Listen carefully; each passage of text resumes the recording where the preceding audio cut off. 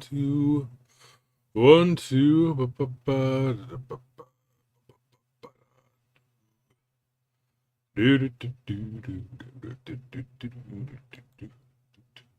Okay, here we are in Set Yourself on Fire. Alright, let's take a look at this.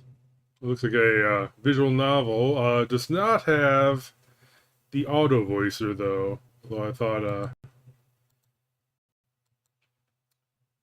that was kind of built into these, but whatever. Anyway, let's start. Your preferences. Alright, not too many preferences, but whatever. Start.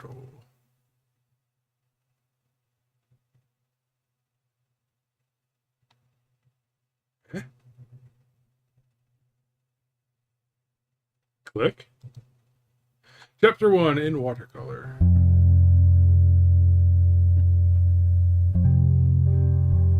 Is that not a carousel? What the hell are they called? Another plane flew overhead, quietly tearing through the soft and damp cloth that made up the sky. Meaningless noise. Okay. A loud gunshot sent a toaster flying, its metal glistening in the dead sunlight. That wasn't meant to be ignored. Kablamski. She pulled the trigger once again, and a soft click drowned in the wind. Not a surprise, but a disappointment nonetheless. Damn it, amount of bullets. When under her control, cacophony is therapeutic. Weapons are tamed chaos. She's used to it. Bond even. Cold, dead hands right here. This is always an intense emptiness embedded in the silence at the end of a session. Doesn't have much of a berm, so going on there, so she's gotta be careful about that.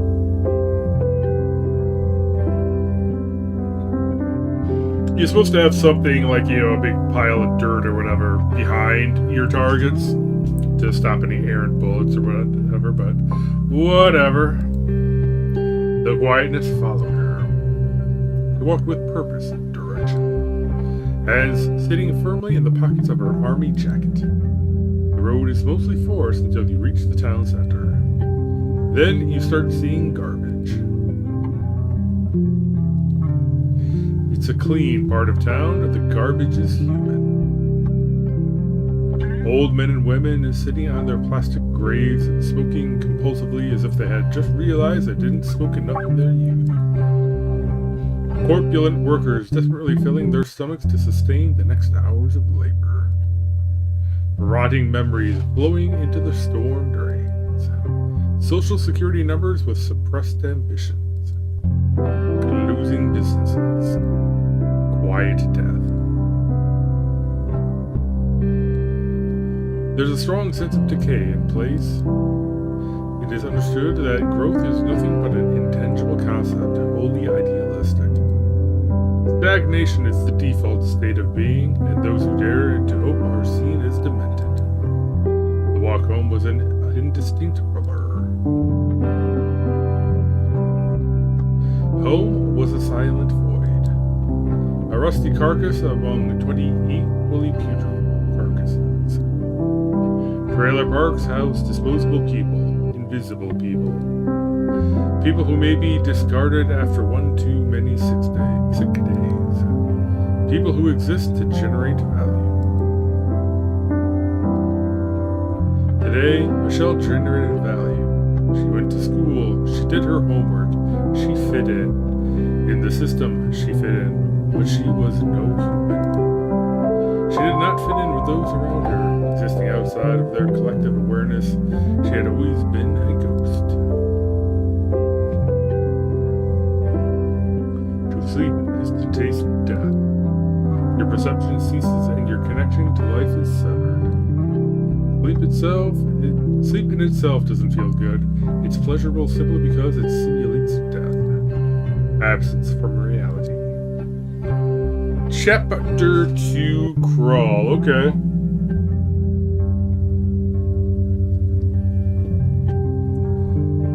Sure. Chapters are swinging by here pretty quick. Chapter 2, Crawl.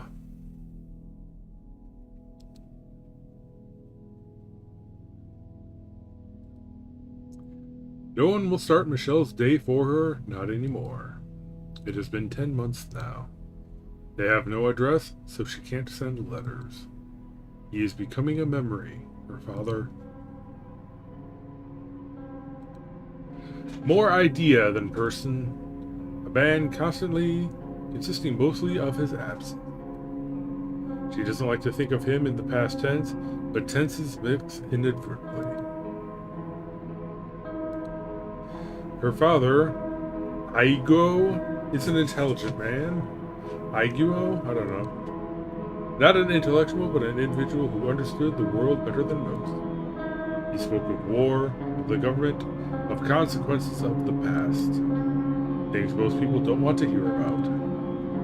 He did not belong in a trailer park. The reality of his living conditions forced him into a subdued existence. Sometimes memories of him feel like dreams.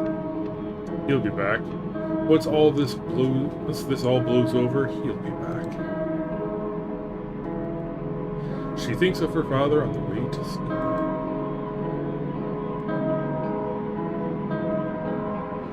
The morning embodies lifelessness. The world is standing by in a perpetual state of inactivity.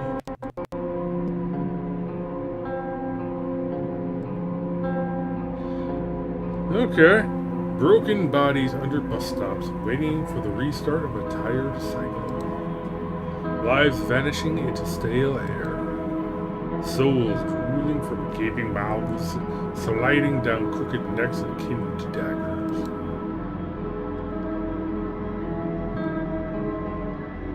Emergency plumbing.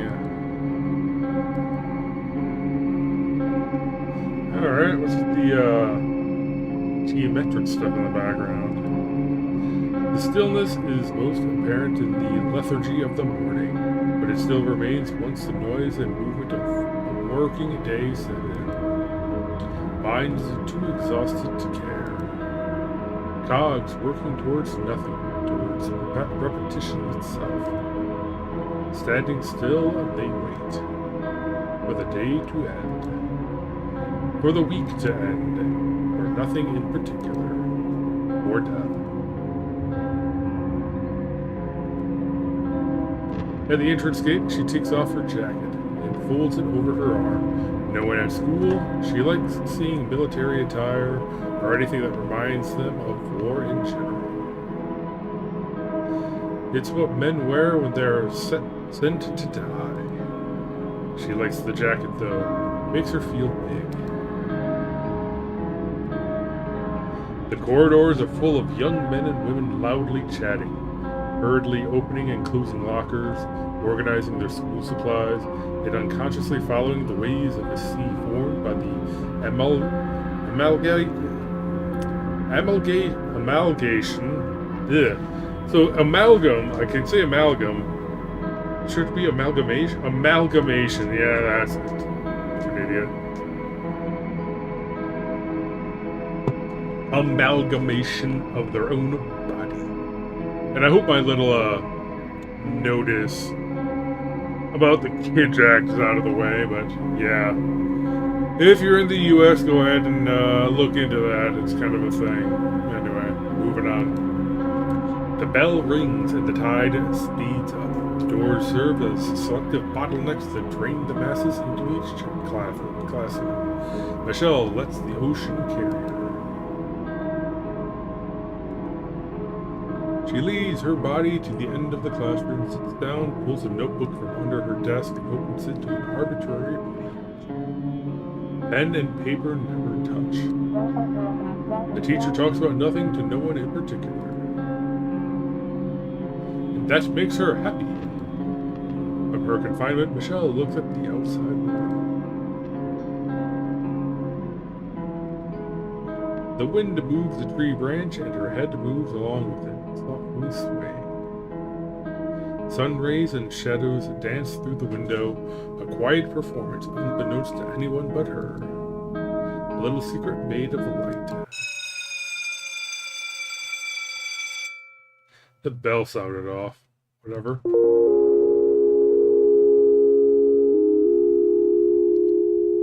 Leaves descend around the students, painting their paths in bright yellows and warm greens.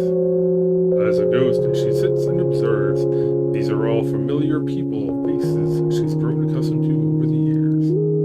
None of them have taken note of her existence. One day, she'll find people. She'll be venerated by equals and make friends with those worth the effort. Michelle sees herself as an important person in stasis. Her future awaits her as a decision maker, perhaps even as an astute politician or a skilled artist. For now, loneliness doesn't bother her. She's a woman from the underground, awaiting greatness. All she has to do is wait. That is in fact not what you do, but so she waits for the year to end, for school to end. It would be the most dreadful fate to end up living a life of mediocrity. Yet here she is, unable to crawl away from where ideas go to die.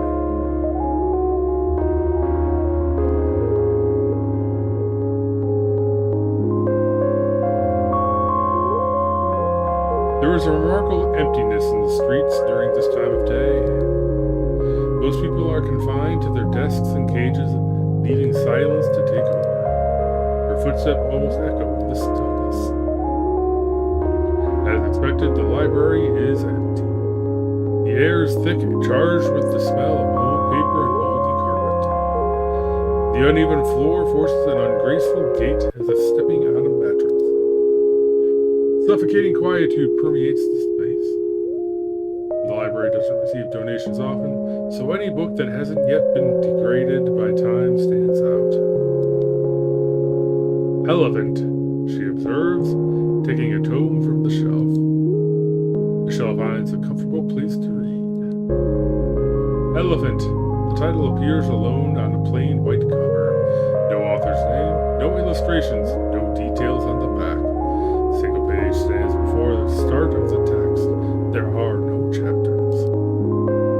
Decontextualized descriptions of violent murders fill several pages from top to bottom, only occasionally interrupted by snippets of random people's daily lives. 3 paragraphs of friends laughing over coffee, followed by 5 pages dedicated to a single public execution. Sickening, hypnotic. This brutality is narrated in a dispassionate, impersonal, almost documental fashion. In its last moments, the book narrates the reader's own murder, alternating between the victim's point of view and that of the killer. The final sentence reads, "He put the pistol against your forehead and..." Unwritten, the echo of a gunshot lingers in your mind. Bang. A soft voice whispers. Hello?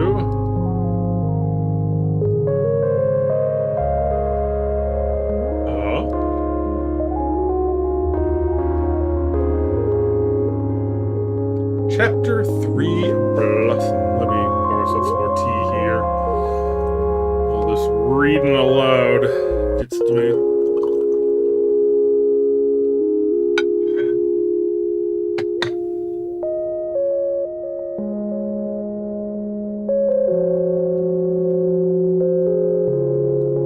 Chapter 3, Blossom.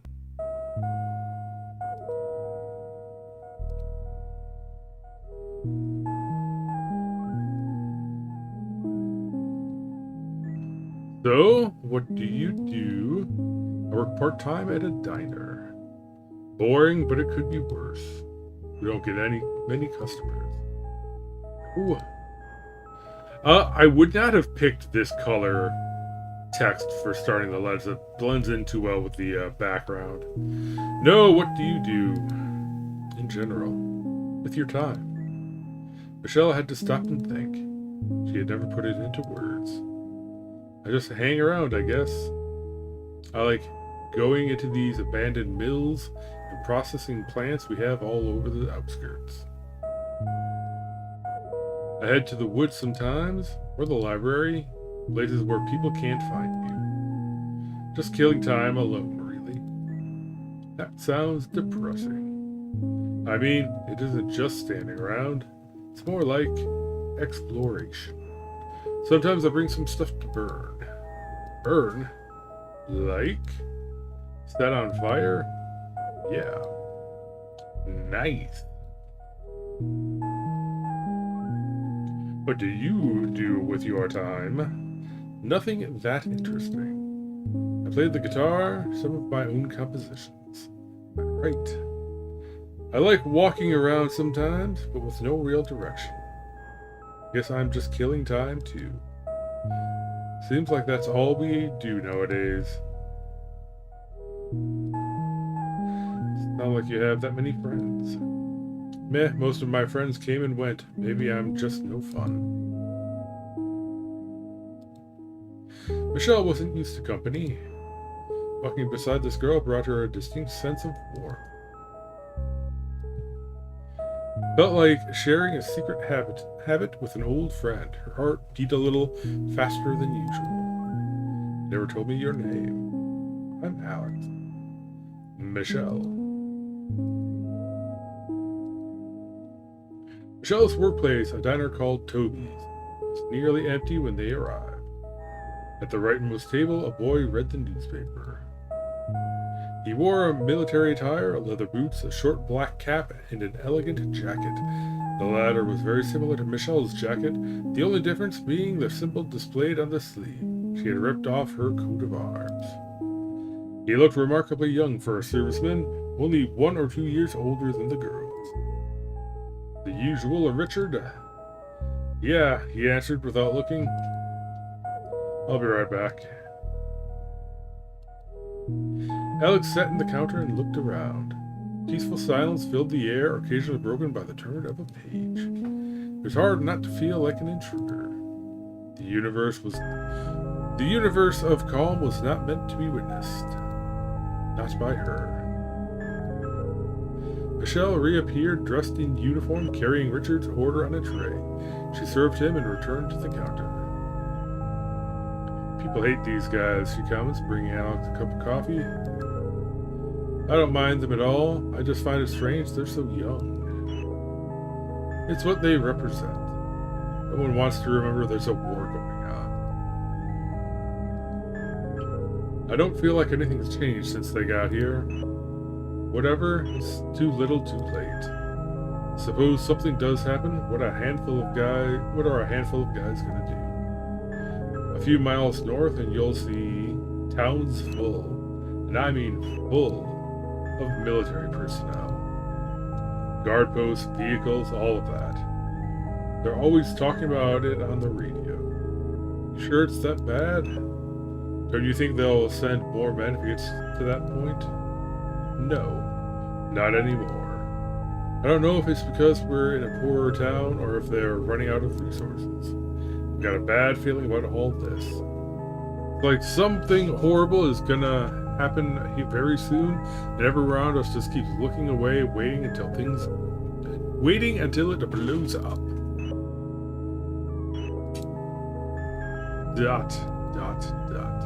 Sorry, I don't want to stress you out. Maybe I'm just paranoid. Michelle kept quiet. She looked outside. Oh no! The war has stolen all of your pixels.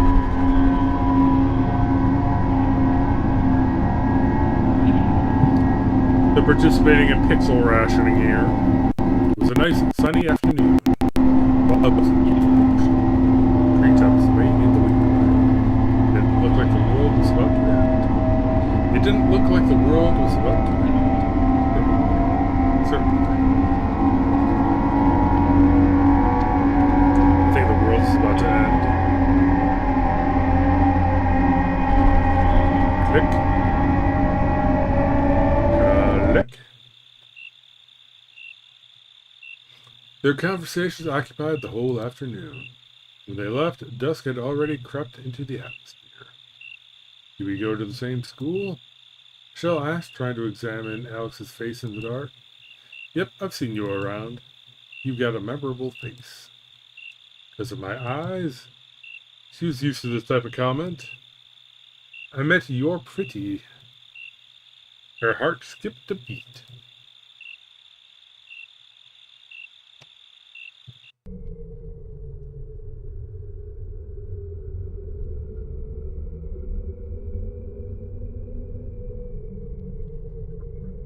Alex walks home alone. Okay.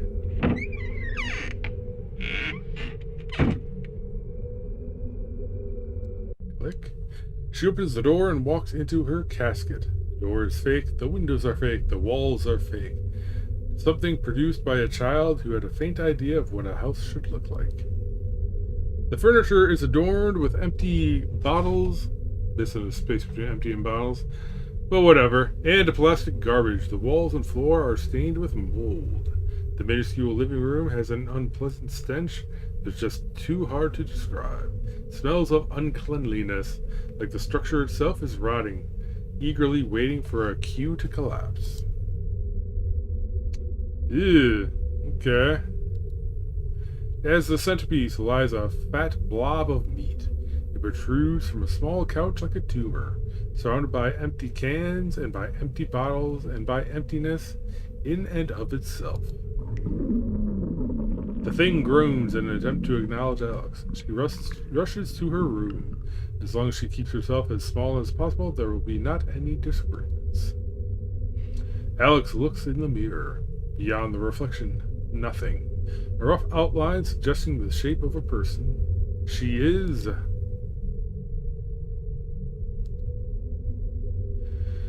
Okay. It looked like they were going to follow that up with something. Tonight, the girl lies without her limbs. The air consumed her. She can't hope to run or crawl. Memories of a wasted future rock her to sleep.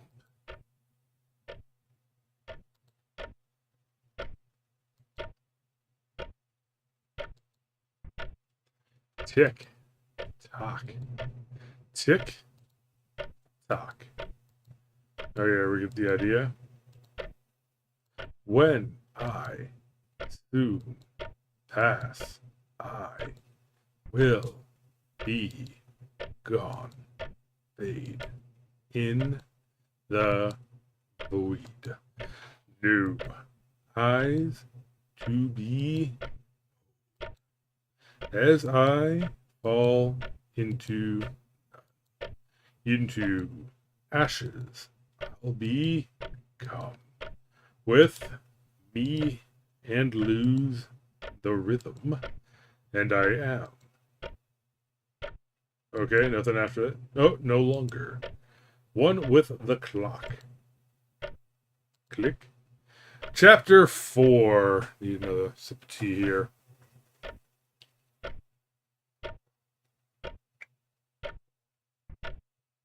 Not sure how long this whole game is, but whatever. We're about 25 minutes in. Small trade.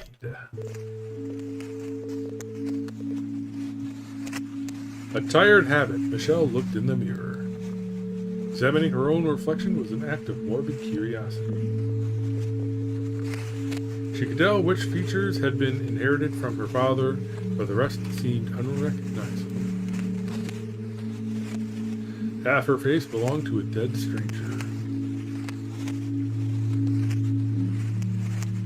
Today, surprisingly, the stranger smiled at her.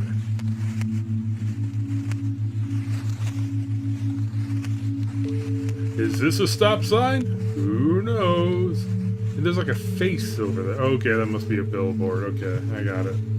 Almost looks like it was part of the structure of the bridge or something. Walking to school, she witnessed the same cyclical nothingness from yesterday, and the day before yesterday. She passed through the same bridges, the same thoroughfares, and the same overpasses, and the same closing stores, and the same meaningless, indifferent people bathing their bruised scalps in the cool coldness of the sun. Yeah, weird steps put there. Nothing had changed, but something had shifted.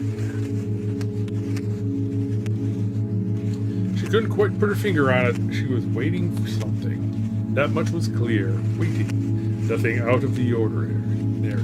Most of existence consists of waiting. Waiting for the clock to start your Waking day, waiting for the bus, waiting for class to begin, then waiting for it to end, waiting for sleep to finally take away your consciousness. Moments of distraction masquerade as purpose. Everything will be lost to time. She vegetated for the first few periods. The bell rang.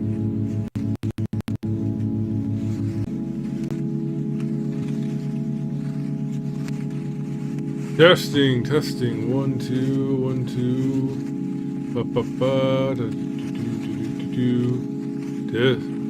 Okay, here we are. Yeah, disconnected there for a second.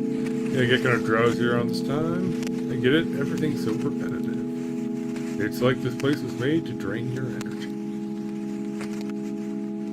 I have this weird thing I do when the class is special. What is it?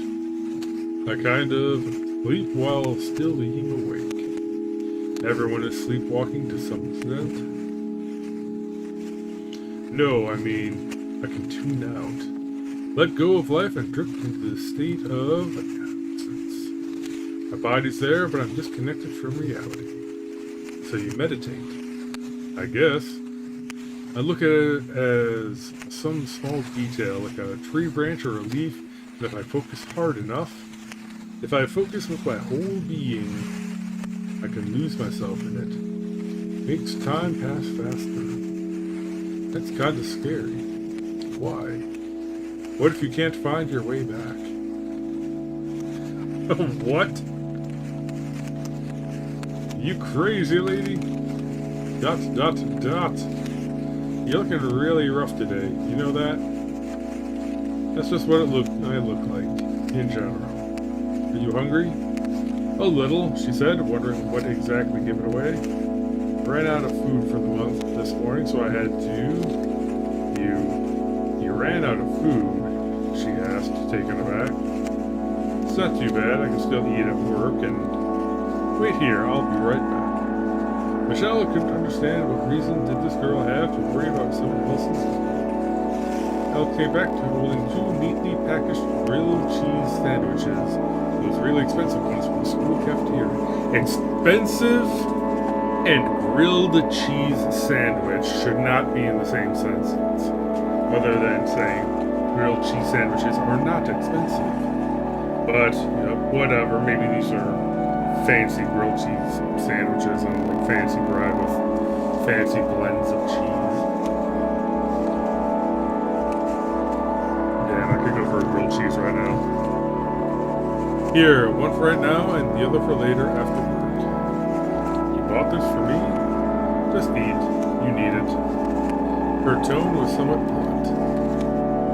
Michelle accepted the gesture hesitantly. Today's not my shift, but thanks. What? You're just not going to eat properly for the rest of the month? I can manage. You shouldn't have to. She's gotta save up money for ammo, apparently. For the remainder of the break, they enjoyed each other's company. It was nice simply to be beside someone else. Words felt entirely unnecessary. Mutual, comfortable silence. Shadows of students who looked faintly familiar but incomprehensibly distant danced around the curtains. Black silhouettes, laughing and waving. They watched the specters as one would watch a play. Other humans existed as part of a performative act. Their lives extended no further. Michelle imagined herself as one of the men in Plato's cave. Want to hang out after class? Go shooting? Oh. Bam. Nice. You're up, bro.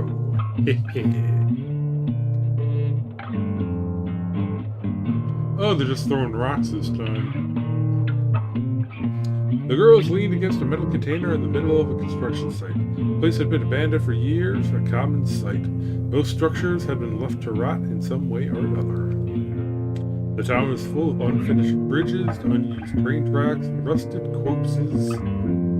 False promises. Skeletons made of construction beams. What else do you do here? Anything, really. Sometimes I climb things, sometimes I kick stuff around. Sometimes I just lie down and wait. And what do you wait for? Michelle didn't know. Until I get bored of lying down. Alone? Alone. I was right, this is depressing. I don't mind. It's nice to be by myself like this. Meditative. You get the sense that all you do is vegetate. There's more to it. Places like this, it's just me and my thoughts.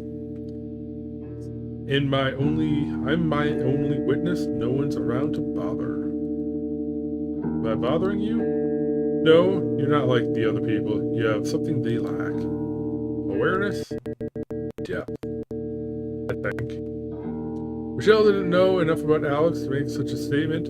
There was an uncertain notion, but one that she vehemently believed in. And some believe in God, as some believe in God. How come? Talking to you makes sense. You understand what I say. Isn't that like with everyone? Only superficially. You listen. People, they don't really talk to me. They talk at me. Does that make sense? The interactions are one-sided, kinda. Like the other person isn't really there. I've noticed most people just want to hear themselves talk. They want validation. Validation for what? Their opinions, their worldviews, common sense, I guess. Eventually you learn to tell them what they want to hear. That sucks. I want to pretend I'm someone else. I mean, not everyone's like that. You're a real optimist. I wish. Places are good substitutes for people. What do you mean? If you hang around long enough, you can become familiar with a place. You start finding secrets, quirks, stuff you'd miss on your first visit. Like making a friend. Let me show you.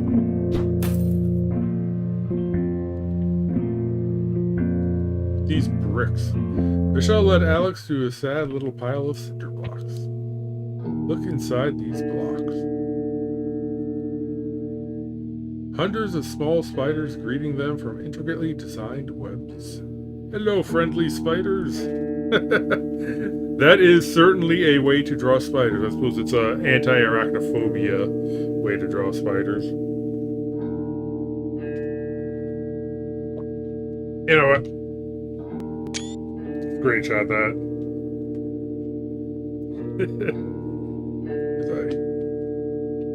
As I refill my refreshment here. Thirsty work, you doing this.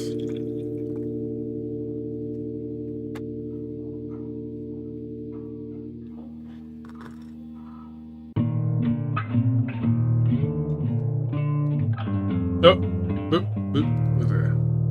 The creatures weaved, walked, and rested unbothered by the two giants that appeared into their world. Some seemed to wave. It's a whole society in there. Cool, right? They have their own little universe. You check on them often? Whenever I come here. Wonder if they recognize you. Well, depending on the type of spider, possibly. I know, they found that a lot of jumping spiders are shockingly intelligent for how tiny they are. They look fragile. Like a gust of wind or some rain could kill them. Life is fragile. We have to protect them. Let them be. We aren't their gods, we are observers. That's the place I want to show you. The girls stood by an abandoned car. Looking through the windows, they could see the owner's neglected belongings. Interesting, isn't it? Like someone's life laid out in front of us. Do you think this is kind of voyeuristic? It's more like a historical exhibition. I treat this place as a museum.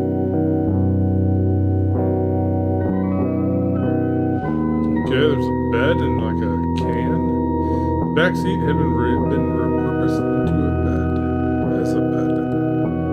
There were sealed food cans on the ground next to a pencil case, some loose papers, and a folder.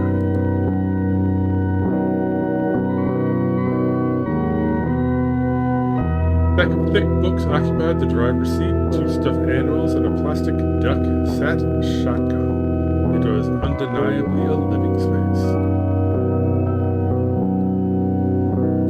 Every aspect of the interior suggested the existence of an inhabitant, evidence of a secret life, remnants of a private past. Besides, the owner is long gone. It's been like this for at least a decade, like a time capsule. No one else knows about this? Aside from us? Nope. I guess this is one of those places I'm familiar with. Seeing those books, they must have been a college student, probably working part-time, not to starve. It's not a very original space, organized space, must have had a hectic mind. Hard to stay sane in a situation like this, but it's admirable. They were dedicated. They were pursuing something. You can't say that about most people. This was a person full of ambition, full of complexity. Sometimes I wonder what life was like for them. The routine, really. How it must have felt to be reading your uni material deep into the night in that cramped backseat. Michelle continued to stare into the car as Alex rattled on about the protagonist of her speculations. She spoke of this hypothetical being with a particular assuredness, as if the events had happened to her and not to a character. Or maybe late in the afternoon, standing outside to get some fresh air, listening to the crickets as the sun set, alone with their thoughts, completely secluded. How lonely it must have felt. How liberating too. Do you think this person can feel us? What? Can they sense us looking into their history? They're not here anymore. No, I meant just like we're looking at them from the present, they're looking at us from the past. I doubt it. They didn't know someone would be watching. Maybe they wanted to be remembered somehow. That's why they left all this stuff here. That would make us witnesses. In a way, we're ghosts.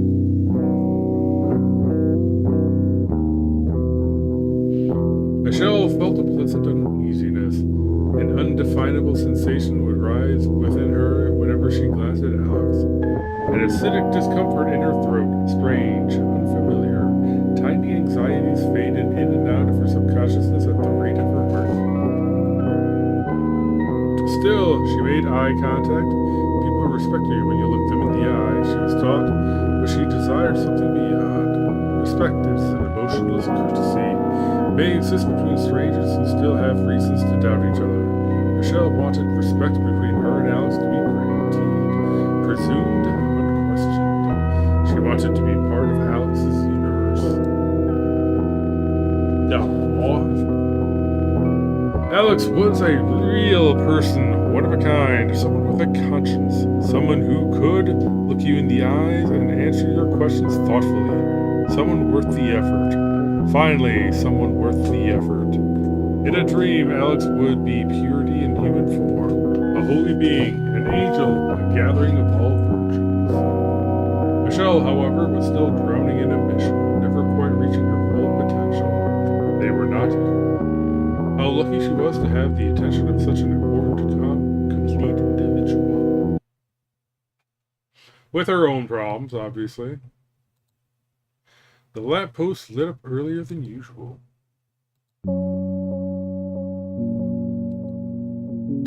I do feel like a ghost sometimes. In what way? Like an observer. The world's moving on while I'm watching from the sidelines. I'm just existing. Waiting until something happens that'll start my real life.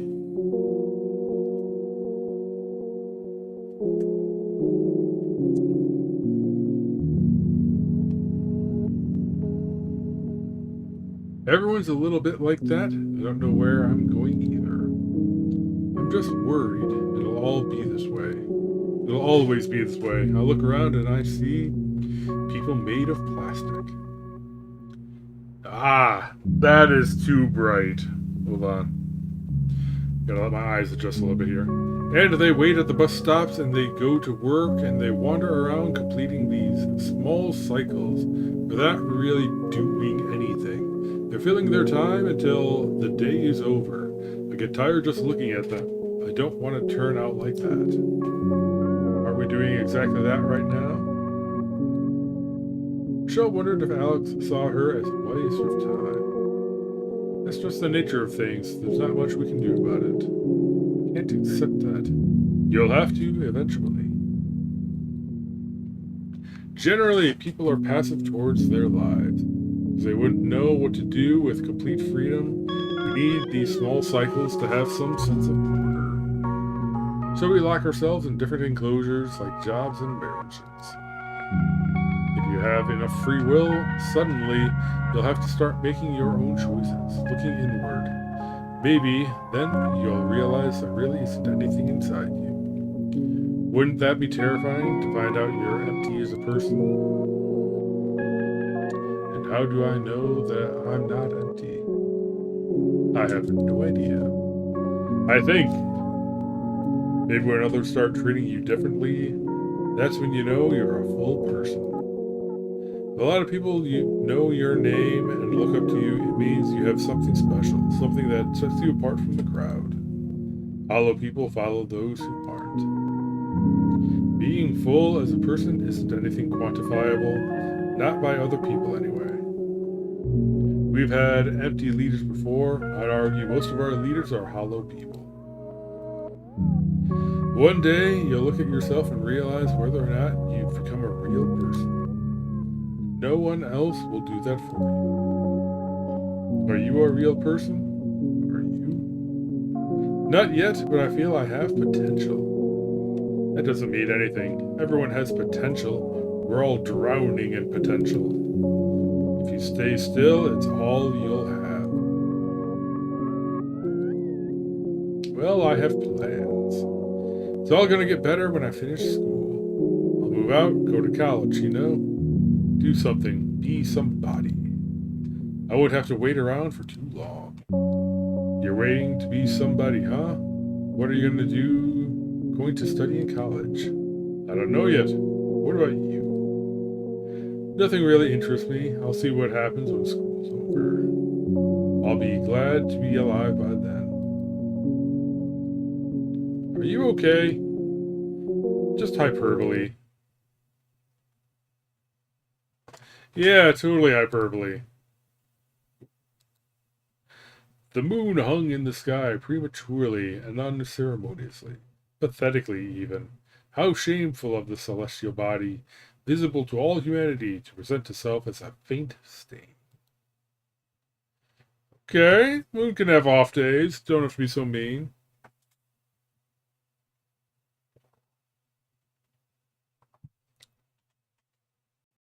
Are you hungry? Starving. I know a place around here, I'll buy you something. But I insist.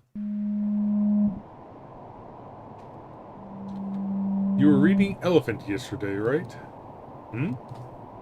What did you think about it? It's uncomfortable.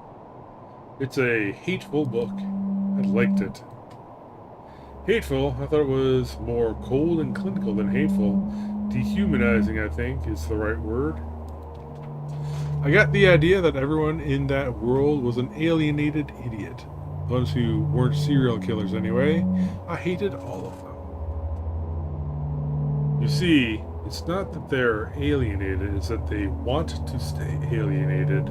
They think that tragedy won't reach them if they keep ignoring it. They never realized what was happening, right? Alex leaned forward, smiling.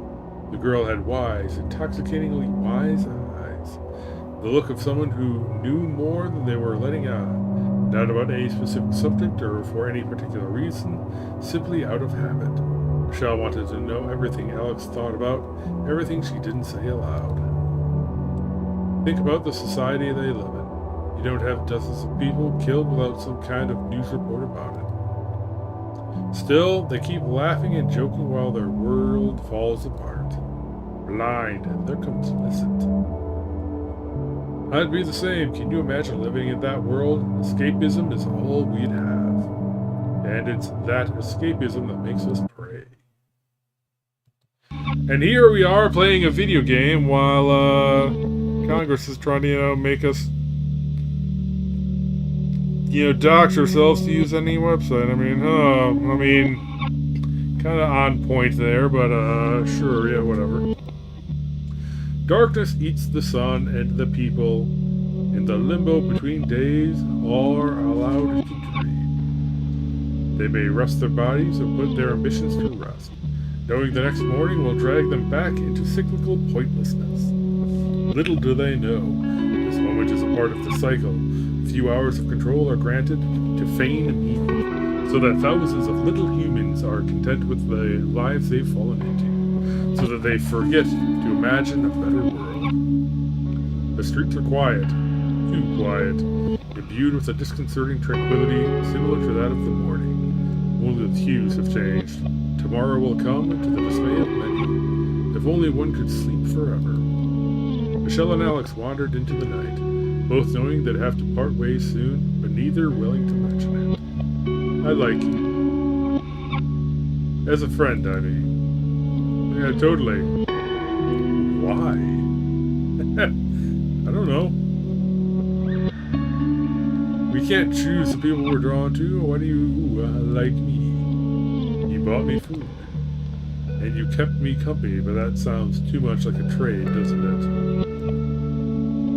How do you know I like you? Intuition. Want to do this again tomorrow? I'll be at work all afternoon. Still have some time today, though. This late? Your parents are relaxed like that? Initially, Michelle replied with silence. Alex could sense she had asked the wrong question. I don't have parents. Army sent my dad away. Been a few months already. Oh, I'm sorry. It's fine. He'll be back once all this all blows over. Sorry, I don't want to bring you down. It's okay. I can listen if you want to talk about it. The rest of the walk was silent.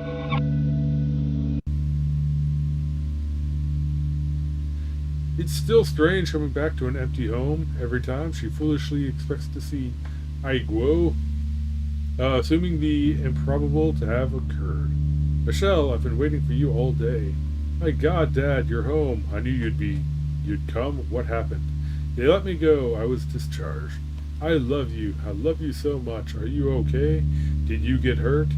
I'm fine. They realize my place isn't among the cannon fodder. I told them I was heartbroken to leave my daughter behind, and they sent me back. Dad, please don't ever leave again. I won't. I promise I love you. This is stupid. He doesn't talk like that. When she starts thinking about him, it's hard to stop.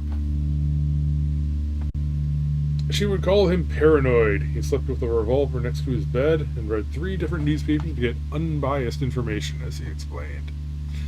Smart idea, although you might want to go for more than 3. It's hard to... Here is where, if I were sponsored by Ground News, I'd put in a Ground News advert. Or whatever. From an early age, Michelle would hear about how terrible people run the country, now their carelessness can and will kill their own population. He encouraged her to do well in her studies so she could crawl out of poverty and save her own skin. He's gone. Now he's on a battlefield somewhere, being shot at by those who don't know his name. Shooting at those whose names he doesn't know. No longer human, but a weapon. Gonna carry that weight.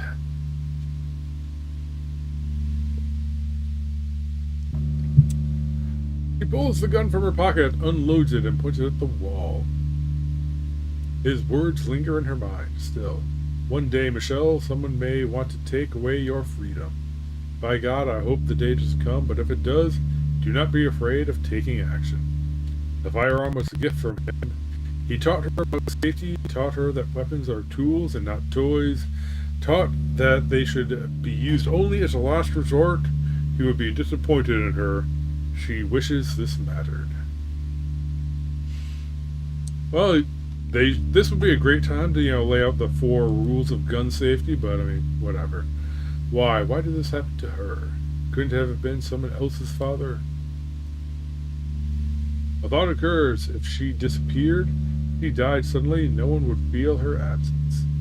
Well, Alex would. Click. Click.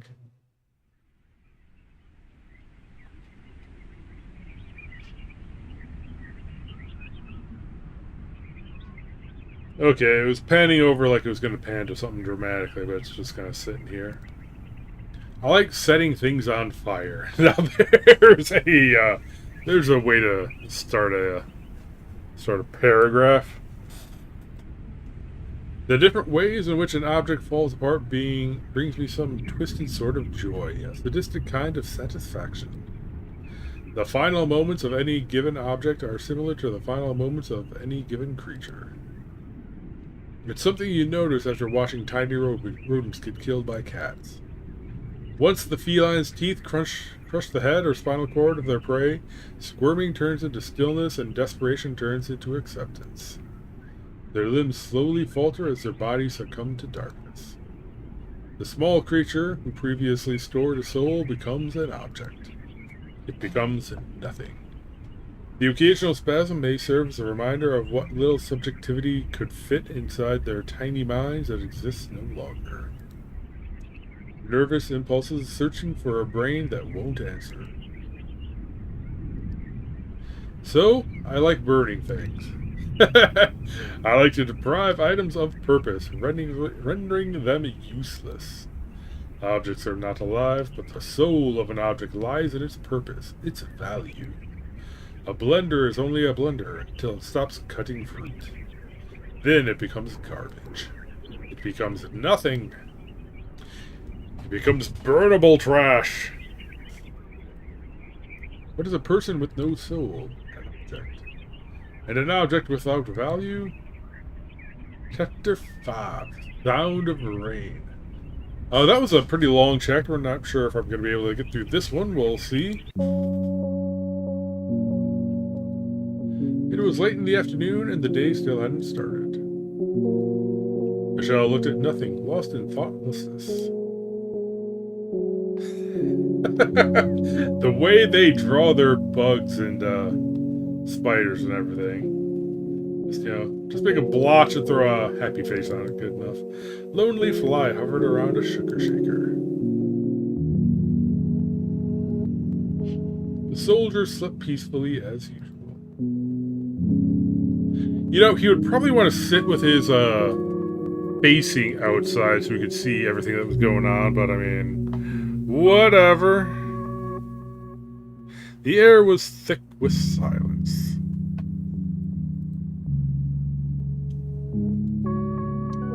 Slow day. Hi. How do you keep sneaking up on me? You don't realize how often you have your eyes closed.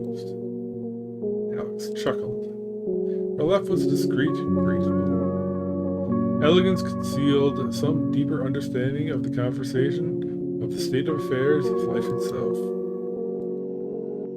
Michelle, stone-faced, spent a few seconds silently staring at her, entranced. You don't smile much, do you? Should I? No, fake smiles are disgusting. Anyway, I just wanted to pay you a visit. Thank God, boredom's been killing me. Can I get you anything? I don't have any money on me. It's on the house.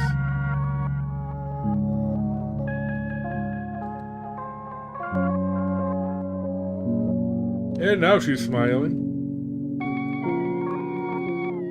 Does Toby ever come here? Who? The person this place was named after. Oh, he died 3 years ago. Now it's owned by a company or something. I'm sorry? It's fine, I don't know him. You're not supposed to feel bad about people you don't know, right? He might have been a great guy, who knows? To me, death is always a tragedy. I prefer not to think about it too much. You have to think of the dead once in a while. People don't stop being important after they die. They do. They become corpses. We're all walking corpses. Memories make us human. Forgetting someone is dehumanizing in that sense. There are hundreds of thousands of people dying and being born every day. You gotta do something really extraordinary for society if you want to be remembered. What's the point? You deserve to be remembered because you were useful. People aren't tools. That doesn't sound right. What would make anyone care about you then? Ooh. Damn. You know, as long as two people remember each other, I think that's enough. Will you remember me? Are you moving out soon? Just in general. Will you remember me? Ooh. Uh-oh. There's some ideation going on there. Yeah. I will. I'll remember you. Got the wrong final color right there, but whatever. A ritual, Alex buys food at a corner store. The thousandth repetition of an ultimately meaningless habit. A Sisyphean task. A tired point in time reiterated. Over and over and over and over. Over and over and over and over and over and over, etc. Click, click, click, click.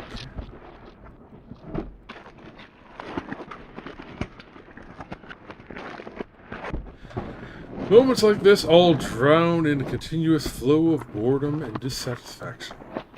Her consciousness takes a backseat and something inhuman assumes control. She can only experience the world around her as an isolated observer. Alex is dead. Something killed her, skinned her, and began wearing her face as a mask. Rows of identical products extend infinitely into the store. No beginning, no end. She could walk for years only to find herself exactly where she started. A treadmill between two mirrors.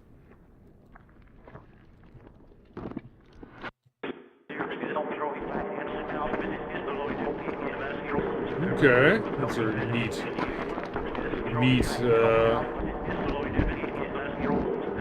textures. In the distance, a muffled radio speaks of death, cycles through desperate voices and inevitable tragedies. It's terrorism. It's the rush. Bombs. Terrorism. Okay, inconsequential noise. Hundreds of lives must have been extinguished. Her world remains unchanged. Buildings collapse as she chooses two types of bed.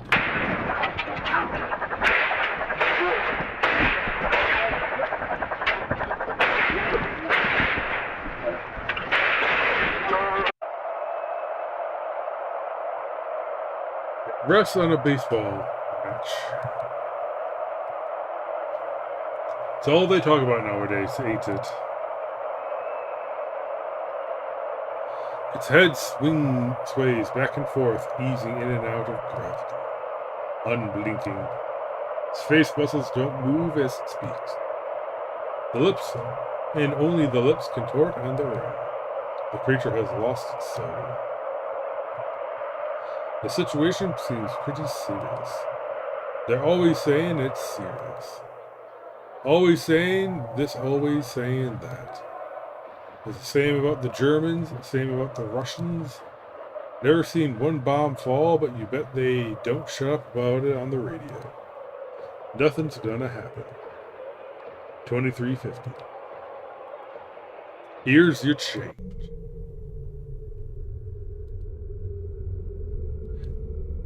Back to the meat thing on the sofa.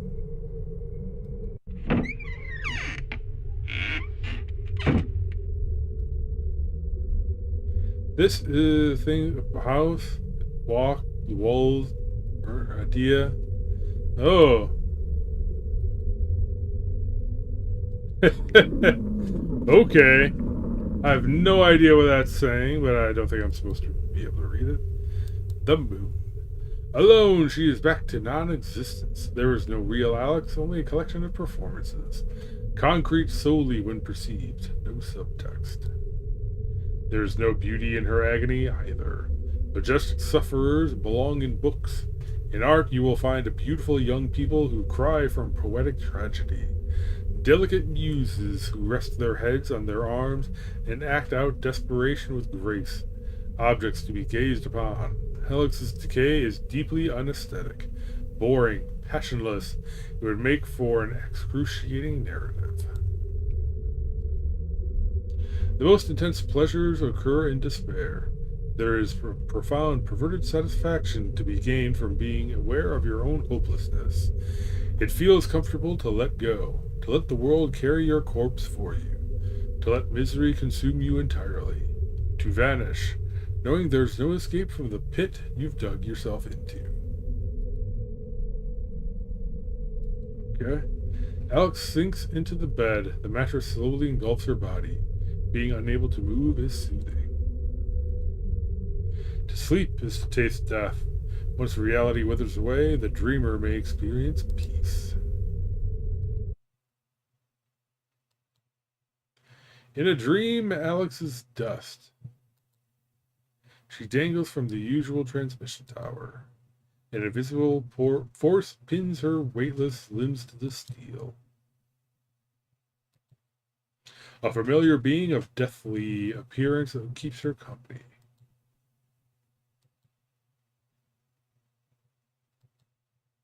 How have you been? I don't know. Tired? Something's off. I have nothing left to say. Why are you here, then? I don't know. Misplaced, maybe. Doesn't matter. Soon enough, they'll come and burn everything. Round us up, execute us. To think everyone is just waiting to die. And you? I met a girl. I see. She's nice. You've met many. I'm hallucinating, aren't I? I'm very sure of my existence. Why would you want to be here out of all places? I just like watching. Are you some kind of sadist? How could my life possibly interest you? Each individual is their own world.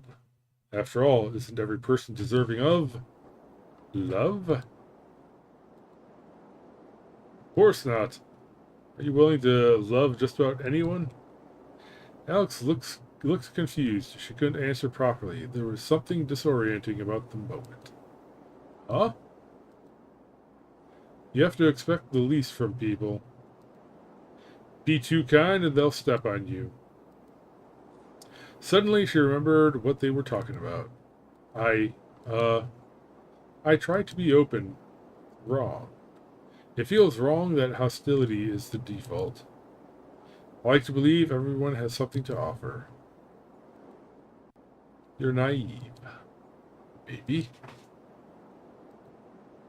I like that about you. Really. It takes some purity of soul to be naive, but it makes me concerned.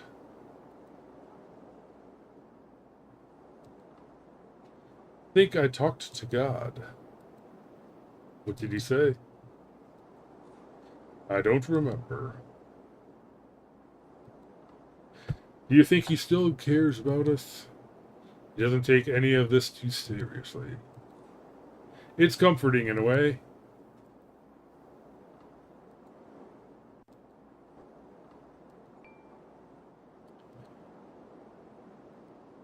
Looks like it's about to rain. Rainy days really bring me down sometimes. The opposite for me. I love it when it rains. Really? Why is that? It's the little things, you know. I love the sound of it. The little click, click, click on the windows, it's almost like music. Sometimes the rain will accidentally play a few notes and you just think it'll start a melody. But it always trails off. It's pretty too. After it rains, the grass and trees get a shimmering look, like they're made of glass. It's hard to describe, but I love how it looks. I get what you mean. I guess I never just paid much attention to it. But most days end up looking so bleak. The weather clouds over, everything's darker all of a sudden. Messes up my sense of time. It's like the day ended sooner than it should. Today's a little like that. I don't know, I find that stuff beautiful. There's a surreal quality to a day that looks like night. Is this the place? Yep, I'm sure you'll like it. Alright. New eatery. The ice cream shop was nearly empty, silent except for the muffled sound of rain. A young woman who had bags instead of eyes was slouched over the counter. She seemed to be blissfully absent, detached, permanently gazing into a parallel reality. Junkie, probably. Upon seeing Alex, she rose from her seat, picked up a medium paper bowl, and served 2 scoops of the chocolate variety. It was automatic, unconscious set of actions. Thanks, I'll pay for hers, said Alex. She took her ice cream and sat by the window. She cast a secret glance at Michelle. Dun, dun, dun. Michelle, her entirety as a person, was displayed plainly. All of her memories, sensibilities, peculiarities contained within a simple human form. In full view, infinite complexity made observable. Alex looked at the girl as if admiring a painting. There was a universe inside Michelle, one which Alex felt that she could reach into, mold, leaving her own fingerprints across her malleable essence. It occurred to Alex that she wanted to touch Michelle, gently, to make sure she was as tangible as she seemed from a distance. You gotta stop spending so much on me. It's cheap. Still, I don't want you to feel guilty. Go on, taste it. Her eyes widened. She smiled. Such a sweet, sincere smile. What an admirable creature. It's good. Didn't I tell you? Never had the strawberry one. Can I try yours? Sure. Indirect kiss. Oh my god. Alex wished the moment had lasted a little longer. It's really good here. Do. Just kiss already.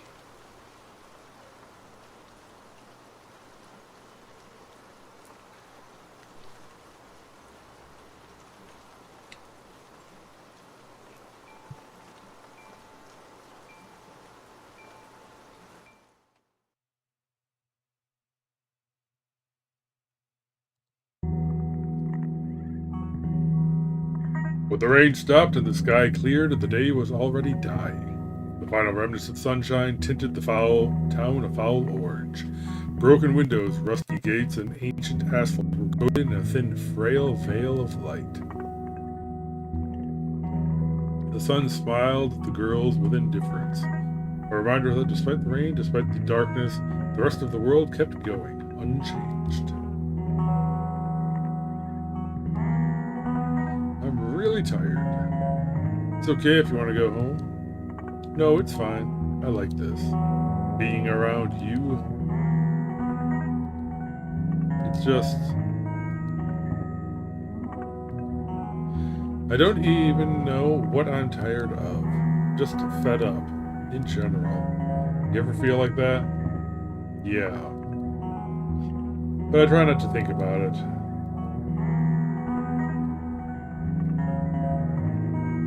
I don't know. These days, it's like I don't even wake up. I just let some mindless impulse control me through the day while I sit back and watch. And I just watch. That's all I do all the time. I just Watch and watch, and I really lost something, I think. Something that tied me to reality. Some innocence, some impalpable kind of profoundness. I don't know what I'm talking about. I get it. The world feels a lot smaller now, doesn't it? I think about the books I used to read. Stories felt more real, larger than life. I guess I thought that I'd live out my own fantasy at some point. Things are more shallow than I expected. Yeah. Yeah. Maybe that's what happens when you get older. I don't feel like I've grown up at all. If these are supposed to be my best years, it's all down here from here, isn't it? I think. I missed my chance. We're young. There's still time. What I lost is something beyond the physical, beyond age. I lost my soul. Can we get it back? No. Have you seen a person with no soul? Whatever they lost, it's completely gone. Unsalvageable. I'll give you a piece of my soul then. Is that even possible? I'd like to try. Ooh, flirty. Alex couldn't sleep. She lay in a catatonic state, utterly silent, eyes wide open. An uninformed observer would have mistaken her for a dead body. But, of course, no one was there to witness her. From her bed, she looked through the window. A tree. An insignificant shape. An object so familiar its presence barely registered. Still, she analyzed it intently. Something seemed different. Michelle's words came to mind. A nearby lamppost illuminated the foliage, granting the edges a delicate rim light. There was something ethereal about the tree, angelic. Droplets would slowly contour the leaves, drawing a fleeting silhouette against the dark backdrop. Then fall and, for a few moments, glisten amid obscurity, like dozens of little shooting stars. She admired the composition, mesmerized. Had she never stopped to notice? It started to rain again. The raindrops, even in disarray, resembled a symphony. Ugh.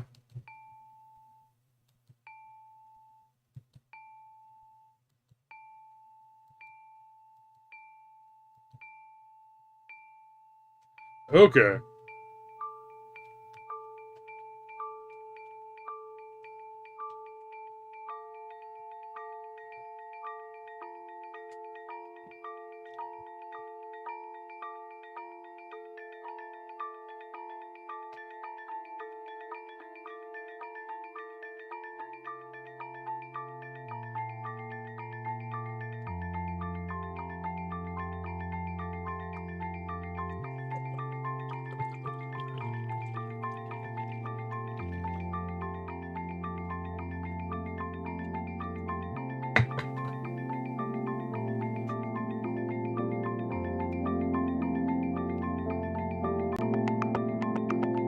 One, two, one, two, two, two,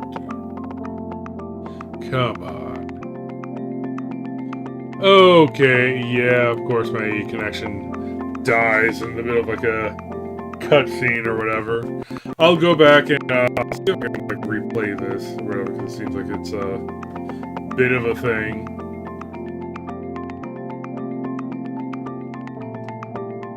I think I might be getting close to the end of the chapter anyway.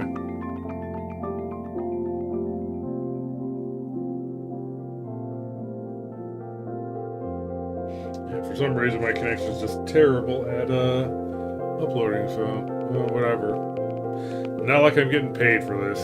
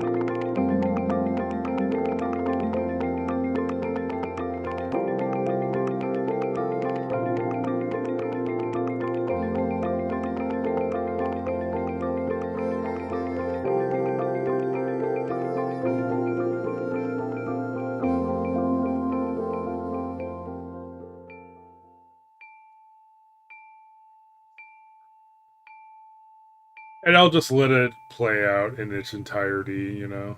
So it's on here. I'll even turn off my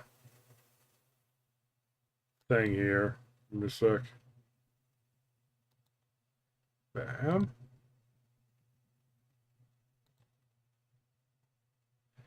Come on. Okay. Can I bu- bu- bu- bu- bu- do- do- can't really get a history thing, so maybe page up. Let's try page up.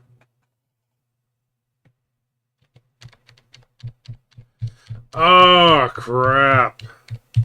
No, I'd have to. Well, that's a shame. Kind of kicking myself for talking over it then. But yeah, this is Set Yourself on Fire. I'm not sure how many more chapters there are. Is obviously the end of chapter 5 is like a neat little cutscene that kind of got ruined, partially because of me, partially because of RNGesus, I suppose. But yeah, overall, this is a lot better than I thought it would be. I kind of figured it would just be some, vapidly like self-indulgent kind of thing, and it kind of is a bit self-indulgent, or self-indulgent isn't the right word. It's what is the term I'm looking for? Art school ish. You know what I mean? Kind of. Huh. Yeah, whatever. I'll have to come up with a good phrase, but yeah, it's a bit. Uh. Well, the writing's not bad, honestly. It's certainly interesting. The characters were interesting, more interesting than I thought they'd be. They actually have, a bit of edge to them, a bit of bite to them, which I was expecting it to just be, more your typical, like, average people with, like, not too much, else going on. But they are actually surprisingly well developed for something like this. And yeah, overall, it's a better experience than I was expecting. It's actually kind of neat. I think I may actually get around to. I might come back around and finish this one off. I got some other stuff I want to finish off too. I need to finish off Project Wingman. Nothing else, nothing else. But yeah, so overall, I like it. So there we go. Set yourself on fire. Let's see. I'm gonna have to.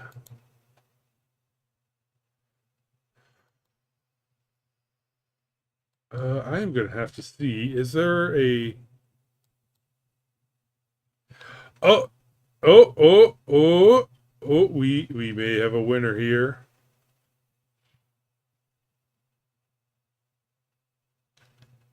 Okay, this is the most recent one, and yes, and I just saved, so we might be able to quickly click through.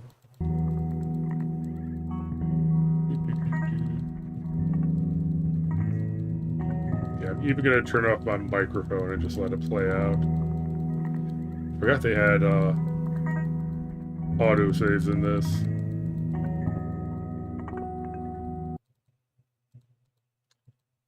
All right, going mic off.